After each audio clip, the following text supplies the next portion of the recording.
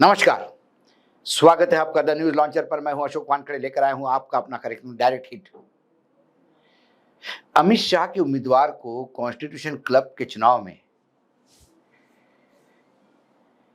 हराने वाले बीजेपी सांसद से क्या बीजेपी अब बिहार के चुनाव में खौफ खाए बैठी हुई है, या सीधा कहूं तो क्या राजीव प्रताप रूडी के तेवर बीजेपी को हिट कर रहे हैं, जो उनको लेकर बीजेपी परेशानी में है।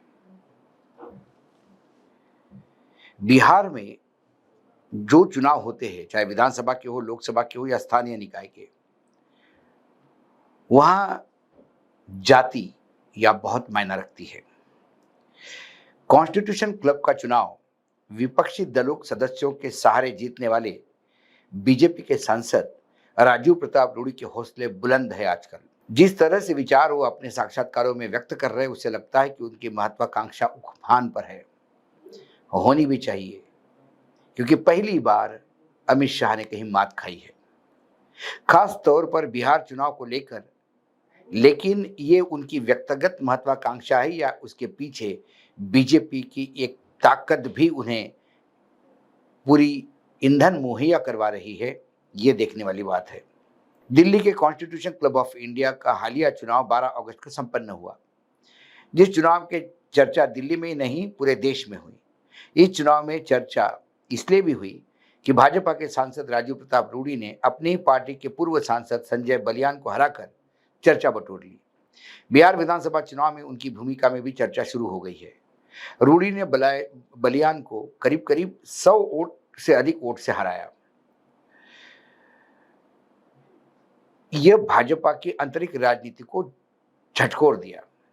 पार्टी के अंदर राजपूत बनाम जाट टकराहट उजागर हो गई। रूडी बिहार के राजपूत हैं और बिहार के सारण से कई बार सांसद है। अटल बिहारी वाजपेयी और नरेंद्र मोदी के पहली कैबिनेट में उन्हें मंत्री बनने का सौभाग्य भी मिला था। उन्होंने अपने पार्टी के जाट समुदाय से आने वाले संजय बलियान को कांग्रेस, सपा, टीएमसी और अन्य समर्थकों से हाथ मिलाकर चुनाव हरवा दिया। विपक्ष के समर्थन से हासिल हुई जीत उनके अगले कदम के बारे में लोगों की उत्सुकताएं जगाए हुए है। दरअसल रूडी की महत्वाकांक्षा बिहार विधानसभा चुनाव में बड़ी भूमिका तलाश रही है। जाहिर है कि वे इस तरह के संदेश दे रहे हैं जिनसे लगता है कि वे इसके लिए कुछ भी करने को बेकरार है। थोड़ा डिटेल में यदि हम देखें बिहार की जातीय समीकरण क्या है और किस तरह से ठाकुर या राजपूत मतदान बिहार में क्या मायने रखते हैं। बीजेपी की राजनीति हमेशा जातीय समीकरणों पर ही आधारित रही है। बिहार जैसे राज्य जहां राजपूत लगभग 3.5 से 4% आबादी के वोट है और वो निर्णायक साबित हो सकते हैं। क्लब के चुनाव में राजपूत जाट टकराव होने से फायदा ये हुआ कि रूडी अचानक राजपूतों के बड़े नेता बन गए। एक्स पर एक ट्वीट करते हुए एक शख्स लिखता है कि रूडी के ट्वीट पर हजारों इंप्रेशंस मिलते थे, अब वो लाखों में पहुंच गए हैं। रूडी को राजपूत सांसदों का मजबूत समर्थन मिला, जबकि बलियान को जाटों का, ग्रामीण सांसदों का। अब सवाल उठता है, सोशल मीडिया पर बहुत से लोगों का कहना है कि यह बीजेपी की बिहार रणनीति का हिस्सा हो सकती है। रणनीति के तहत रूडी को बिहार में राजपूतों का प्रमुख नेता बनाया जा रहा है। दरअसल राजीव प्रताप रूडी कई बार सांसद रहे हैं। उन्होंने 1996, 1999, 2014, 2024 में सारण, जो पूर्व छपरा में, से जीत हासिल की है। पूर्व केंद्रीय मंत्री वाणिज्य और नागरिक उड्डयन के रूप में उन्हें पहचान भी मिली। लेकिन 2024 के चुनाव में राजपूतों के असंतोष के कारण बीजेपी को आरा, औरंगाबाद और करकट जैसी सीटों पर हार मिली। बीजेपी किसी भी कीमत पर इन क्षेत्रों में दोबारा हारना नहीं चाहती। बीजेपी की बिहार रणनीति हमेशा से जातीय संतुलन पर आधारित रही। 2025 के विधानसभा चुनाव से पहले पार्टी ओबीसी, ईबीसी और ऊपरी जातियों को मजबूत करने पर फोकस कर रही है। सवाल उठता है कि क्या इसी आधार पर बिहार में रूडी को तैयार कर रही है, क्योंकि रूडी हाल ही में समस्तीपुर में महाराणा प्रताप की तस्वीर वाले पोस्टर लगवाए, जय सांगा का नारा दिया, जो राजपूत गौरव को जगाने का प्रयास लगता है। 23 अप्रैल 2025 को पटना में वीर कुंवर शौर्य दिवस में रूडी की मुख्य भूमिका निभाई। उन्होंने कहा कि बिहार में सबसे पीड़ित समुदाय राजपूत क्षेत्रीय है। साफ दिखता है कि वे खुद को राजपूत वोटों के ठेकेदार बनने की कोशिश कर रहे हैं। बिहार में करीब करीब 70 विधानसभा सीटें ऐसी है जहां राजपूत वोट निर्णायक साबित होते हैं, और रूडी का दावा है कि वे इन वोटों को एकजुट कर सकते हैं। लेकिन क्लब के चुनाव में बलियान को अमित शाह के करीबी निशिकांत दुबे का समर्थन मिला, जो शाह का भी माना जाता है, जबकि रूडी को विपक्ष का।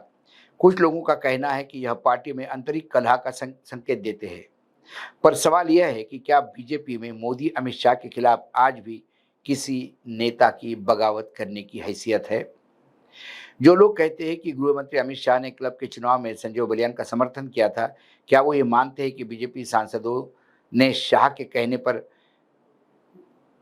बलियान को वोट दिया? क्या ऐसा लगता है कि राजनाथ सिंह बिहार के कई सांसदों ने अमित शाह के कहने के बावजूद संजय बलियान को वोट नहीं दिया? ये जो सवाल उठा रहे हैं उसमें एक बात ये भी है कि जो बलियान को वोट मिले हैं 300 के आसपास, कहा जाता है कि ये वही वोट है जो बीजेपी के अपने खास वोट थे। तो फिर रूडी भले ही कहे कि उनको बीजेपी का भी समर्थन था, लेकिन उन्हें बीजेपी के सिर्फ राजपूत लोगों का समर्थन था। जहां तक राजनाथ सिंह का कहना है, लोग राजनाथ सिंह को, जो जितने भी राजपूत या ठाकुर है, वो कहते हैं राजनाथ सिंह सिर्फ नाम के ठाकुर और राजपूत है, क्योंकि उनके व्यवहार में ना वो ठकुराई दिखती है ना राजपूतों की तेवर।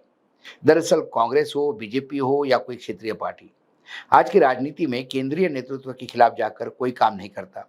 यही कारण है कि ऐसा लगता है कि रूडी कहीं बीजेपी के बड़े गेम प्लान का हिस्सा तो नहीं, क्योंकि बिहार में राजपूतों के वोट किसी भी कीमत पर बीजेपी बिखराने नहीं देना चाहती।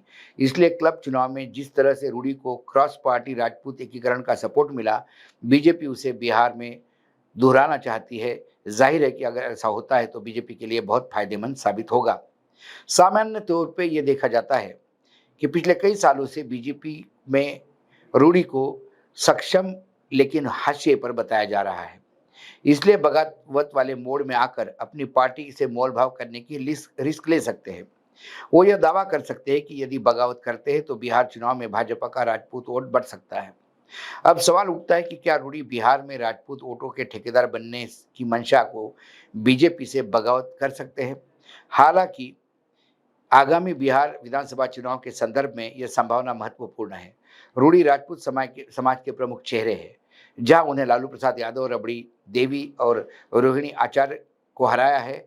2024 में लोकसभा चुनाव में राजपूत असंतोष से बीजेपी को आरा, औरंगाबाद, जैसे कि हमने कहा, इन सीटों पर नुकसान उठाना पड़ा। जिस तरह से उन्होंने एक महिला पत्रकार के दिए इंटरव्यू में 70 विधानसभा सीटों पर राजपूत वोटों को निर्णायक बताया है, उससे तो यही लगता है कि उनकी महत्वाकांक्षा बढ़ी हुई है। विपक्ष का समर्थन लेना और उसी बहाने बीजेपी के कुछ नेताओं जैसे निशिकांत दुबे आदि को टारगेट करना संदेश को बढ़ाता है। कई बार ऐसा लगता है कि यदि बीजेपी उन्हें केंद्रीय भूमिका या टिकट ना दे तो राजपूत वोटों को एकजुट करके स्वतंत्र विपक्ष मोर्चा बना सकते हैं, जैसे शत्रुघ्न सिन्हा ने 2019 में किया था। रूडी की स्वतंत्र यात्रा निकालने के बाद पार्टी को फायदा पहुंचाने का दावा करती है, लेकिन यह उनकी बढ़ती हुई महत्वाकांक्षा का भी एक सबूत है। कुल मिलाकर एक बात जो मुझे पिछले 35 साल के दिल्ली के वास्तव्य में, जो मैं राजनीतिक रिपोर्टिंग भी पॉलिटिकल करता रहा और लगातार विश्लेषण भी करता रहा, राजपूत और ब्राह्मण ये दो ऐसे समाज हैं जिनका lobbying across the party line होता है। चाहे कांग्रेस हो, चाहे समाजवादी हो, चाहे बीजेपी हो, चाहे बीएसपी हो, चाहे लेफ्ट हो, चाहे राइट हो, कोई रीजनल पार्टी हो, जब भी समुदाय की बात आती है, चाहे ब्राह्मण समुदाय की या मराठ या क्षेत्रीय समुदाय की, ये लामाबंद हो जाते हैं। इसमें कोई दो मत नहीं कि रूडी ने कॉन्स्टिट्यूशन क्लब के चुनाव जीतकर ये मैसेज दिया कि राजपूत समाज क्या अपनी स्थिति या औकात रखते आए। यकीनन रूडी बहुत दिनों से वनवास भोग रहे हैं। रूडी को क्यों नहीं मंत्रिमंडल मिलता या कोई बड़ी पोजीशन क्यों नहीं मिलती संगठन में, लगातार सीनियरिटी होने के बाद भी वो बेचारे अपने पायलट बन के प्लेन उड़ाते रहते हैं। ये एक ऐसा सवाल है जिसका जवाब सिर्फ ये दो गुजराती दे सकते हैं।